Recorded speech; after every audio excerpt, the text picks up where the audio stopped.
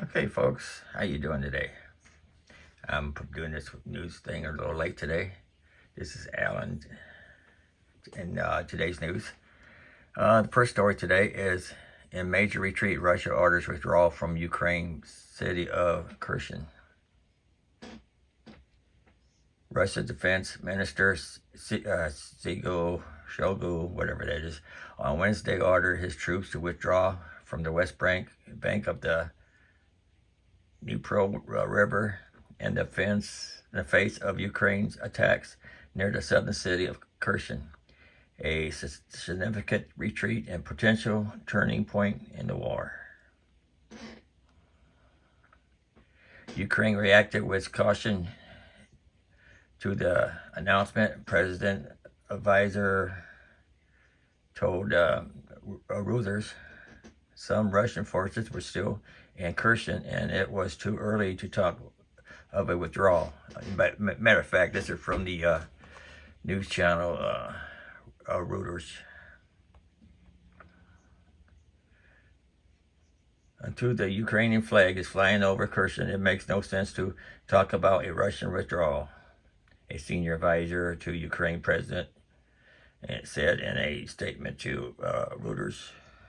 Kherson City was the only regional capital Russia has captured since its invasion in February, and its abandonment will be a major setback for the Moscow terms its special military operation in Ukraine.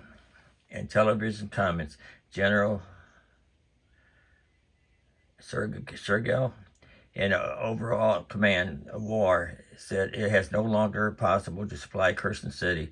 He said he proposed to take up defense lines on the eastern bank of the river.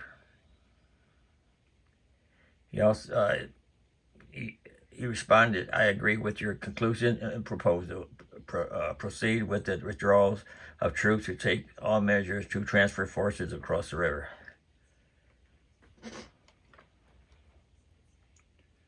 See what else we got here.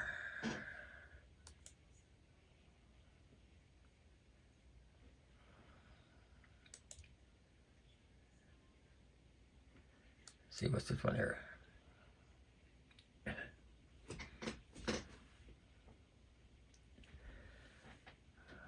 Which election races are still being called, and when will we have results?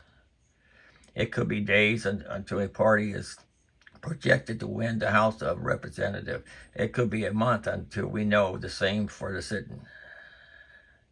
Senate. Here's a state of the race for both chambers, when, maybe, just maybe, we'll know the outcome.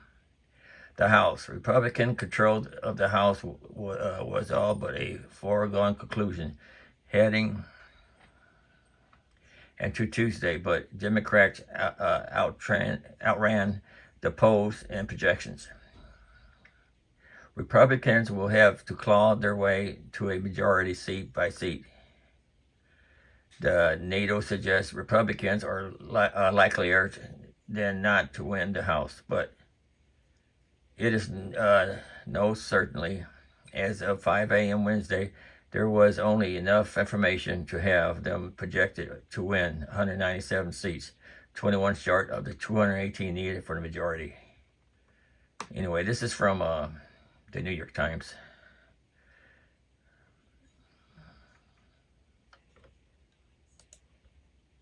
They're nowhere close to being called the winner in many of these races.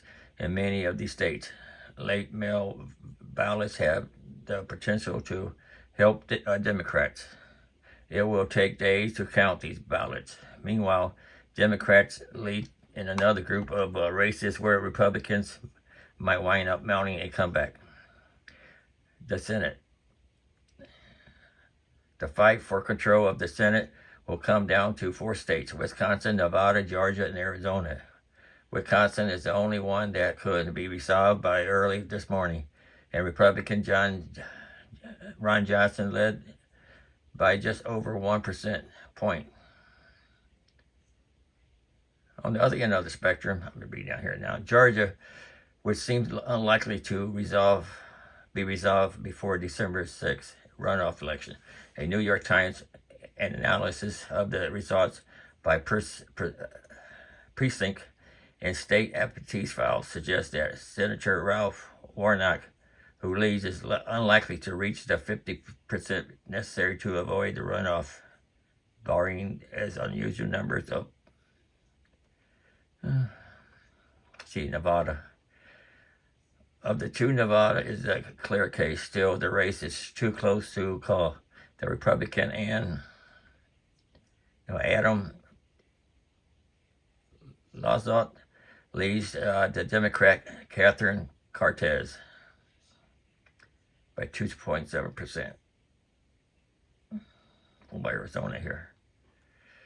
The situation in Arizona is even less clear, but here there is at least a chance of a quick resolution. The Democrat leads by 6% points, 52% to 46%. That most of the election days, the early votes counted. Most of the remaining votes in the mail ballots that are returned to the state election. Yeah, let's read something else. It's going to take a while before you figure out what's going on.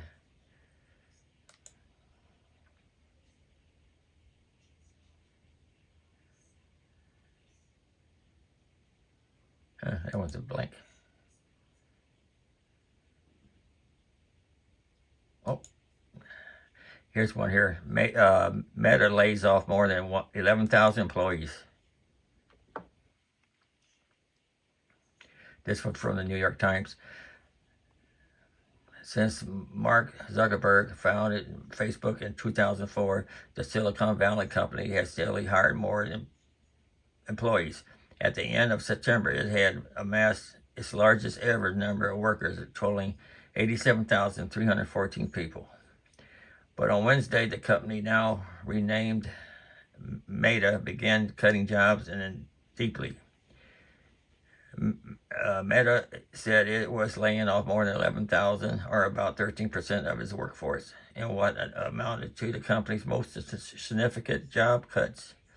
The layoffs were made across departments and regions through some areas, like recruiting and business teams were affected more than others.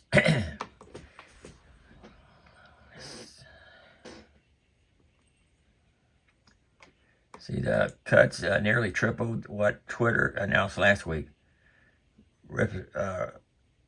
Represent a stunning reversal of fortune for a once high-flying company whose ambition and room for growth had seemed limitless.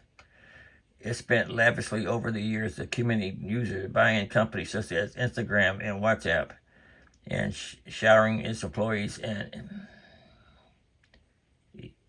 invaluable perks. Not even scrutiny over its data privacy practices and toxic content on this app could dent its financial performance as its stock continued climbing and its revenue soared.